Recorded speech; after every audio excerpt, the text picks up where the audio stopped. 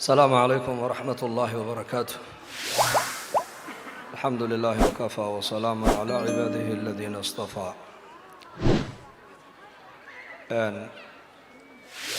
dardaaranka culimmadu ayna siiyeen kuwaana qaata ee ku dhaqma ee fuliya Allah inaga dhigo. culimmaduna wasiyada iyo dardaaranka ay noo soo gudbiyeen iyakana Ilaahay ha ka aqbalo. afar kalmadood baan anigu aan ku dardaaranay.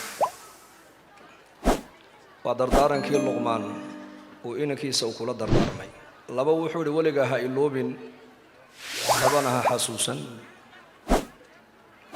labaha xasuusan buu ku yidhiyo wanaagga dadka aad u samayso ha xasuusan, dhibka dadku adiga ay kuu geystaan ha xasuusan iska dhaaf.